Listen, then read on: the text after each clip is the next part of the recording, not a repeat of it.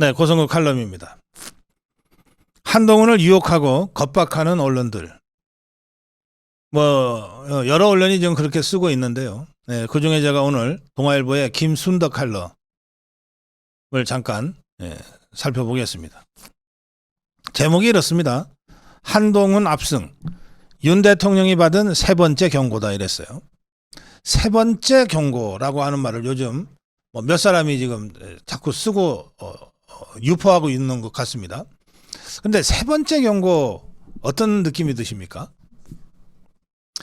이 3이라는 숫자는 동서양 말론하고 굉장히 상징적인 의미가 있어요. 특히 우리 동양의 3세판 그런 거 있잖아요. 3세판. 야구에도 삼진, 3스트라이크, 아웃 이런 거 있잖아요. 그러니까 세 번째 경고 그러면 마치 정말 참을 만큼 참아줬다 이제 이거 마지막이야 이런 뉘앙스가 확 들어가죠. 정말 사악하고 교활하게 이런 식으로 세 번째 경고다 말을 만들어내고 있어요. 그리고 이걸 지금 유포하고 있습니다. 마치 지긋들이 윤석열 대통령한테 엄청 참아준 것처럼 이제는 더 이상 못 참아. 이번엔 세 번째 경고야. 이 경고도 제대로 받아들이지 않으면 이제 끝이야. 우리가 죽일 거야. 이런 뜻이 지금 담겨져 있는 거예요. 그런데 제가 너무 황당하고 또 궁금하더라고요. 이게 도대체 세 번째 경고, 그럼 첫 번째, 두 번째는 뭐였지? 뭐 같았습니까, 여러분? 지금 이 좌파들이 일제히 이 말을 쓰기 시작하고 있는데 김종인이도 이 말을 썼나 하여튼 그런 것 같아요. 김종인이가 이 말 썼는지 한번 확인해 보세요. 이 세 번째 경고, 도대체 첫 번째 경고는 뭐고 두 번째 경고는 뭐였을까? 여러분, 놀라지 마십시오. 첫 번째 경고가 강서구청장 선거 패배였답니다. 아니, 세상에. 아니, 일개 구청장 선거가 어떻게 대통령에 대한 경고가 됩니까? 야, 이것들 갖다 붙여도 너무 심하지 않나요? 그리고 두 번째 경고가 총선 패배였대요. 그건 그렇다 칩시다. 세 번째 경고가 이제 한동훈이 당선된 거예요. 그런데도 정신 못 차리면 당신 아웃이야. 이 얘기 하려는 거예요, 지금. 세 번째 경고, 세 번째 경고. 이 3이라는 숫자에 그 마력이 있어요. 3세판. 이렇게 정말 교활하고 사특하게 지금 윤석열 대통령을 돌려가게 하고 있습니다. 언론들이. 그런데 제가 이 김순덕의 칼럼을 쭉 보면서 이게 단순히 윤석열 대통령을 돌려가게 하는 것만이 아니고 진짜 목적은 딴 데라고 하는 것을 제가 느끼게 됐습니다. 자, 지금부터 한번 살펴보겠습니다. 이 김순덕은 모든 것이 김건희 여사의 책임이고 윤석열 대통령의 책임이라고 몰아갑니다. 이 칼럼의 첫 문장이 이렇습니다. 한동훈 압승의 팔할은 김건희 여사의 힘이라고 본다. 이런 식으로 모든 건 김건희 여사의 책임이다. 그리고 윤석열 대통령의 책임이다. 이렇게 봅니다. 그러면서 대통령 부부는 완패했다. 그러니까 윤 대통령과 김 여사가 달라져야 한다. 이렇게 딱 결론을 내려요. 그러면서 한동훈 얘기를 이제 꺼냅니다. 한동훈은 김건희 여사의 비공개 검찰 조사를 놓고 국민의 눈높이를 고려했어야 한다고 생각했다. 고 분명히 말했다. 지금까지 이 논법이 모든 건 김건희 여사 책임이고 윤석열 대통령 책임이고 국민은 이미 세 번째 경고를 했다. 그리고 한동훈은 당대표 되자마자 윤석열 대통령과 확실하게 차별화되는 발언을 시작했다. 국민 눈높이를 고려해야 된다고 발언을 했다. 그러면서 입만 열면 법치를 강조하는 검찰 출신 대통령이 자기 부인은 법 위에 두어선 국민 신뢰를 얻지 못한다. 이게 김건희 여사 특혜론이에요.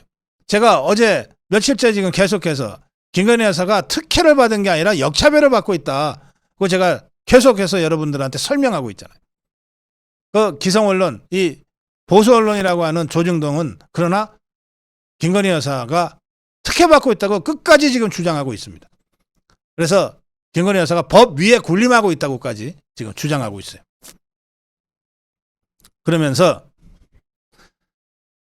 윤석열 대통령의 검찰 통치, 김건희 여사의 정치를 제어하고 맞설 수 있는 사람은 검찰과 대통령을 잘 아는 한동훈뿐이라는 기대가 이번에 한동훈 대표 선출로 나타났다. 이렇게 딱 성격 규정을 합니다.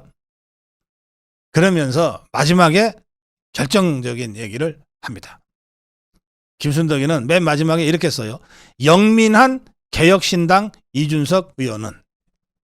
이준석이가 영민한 사람이군요. 김순덕이한테는. 자, 영민한 개혁신당 이준석 의원은 연초에 이렇게 얘기했다고 인용합니다. 노태우 대통령은 전두환을 백담사까지만 보냈기 때문에 나중에 본인도 김영삼 대통령에 의해서 역사 바로 세우기에 들어갔다고 말한 바 있다. 자, 이게 무슨 얘기입니까? 그러니까 노태우 대통령이 전두환 대통령을 백담사까지만 보냈기 때문에 나중에 본인도 노태우 대통령도 감옥 가게 됐다, 이런 얘기거든요. 그럼 이 얘기는 뭐냐? 노태우 대통령이 그때 전두환 대통령을 백담사가 아니라 감옥으로 보냈어야 되는데, 그러면 노태우 대통령은 감옥에 안 가도 됐을 텐데 라는 뜻입니다. 이 얘기를 지금 한동훈이를 얘기하면서 하고 있는 거예요. 민심을 먼저 생각하라는 일침이었다. 자, 이 얘기는 뭐냐고. 이게 이 글의 전반부에는 모든 책임은 김건희 여사고 윤석열 대통령이다, 이렇게 돼 있는데, 실제로 그거는 뒷부분의 결론을 얘기하기 위한 겁니다. 실제 결론은 뭐냐?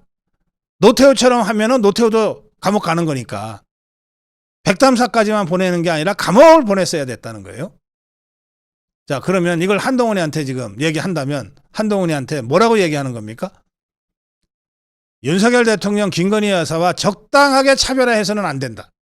두 사람을 끌어내려서 감옥에 보내라. 그래야 네가 살고 대통령이 될 수 있다. 이 말 아닙니까?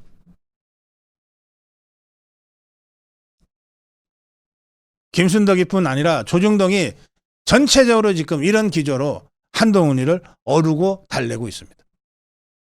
한편으로 어루고 한편으로 겁박하고 있어요.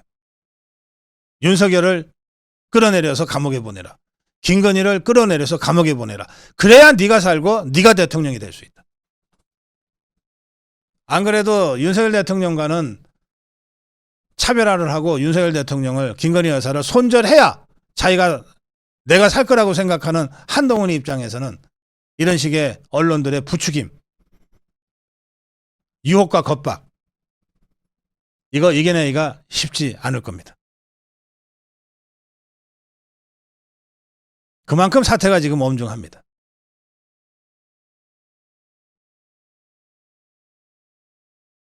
제가 몇 달 전부터 한동훈은 안 돼. 왜? 윤석열 대통령을 지켜낼 수 없기 때문에. 윤석열 대통령을 지키지 않을 거기 때문에. 라고 주장하고 있는데, 저는 제 말이 틀렸으면 좋겠어요. 그러나 제 이야기가 맞을 수도 있다는 점을 염두에 두고 그럴 때를 대비해야 됩니다. 그럴 때를 대비해야 돼요. 설마가 박근혜 대통령을 잡았어요. 설마가 또 윤석열 대통령을 잡을 수가 있습니다. 경계하고 경각심을 가집시다. 고성국 칼럼이었습니다.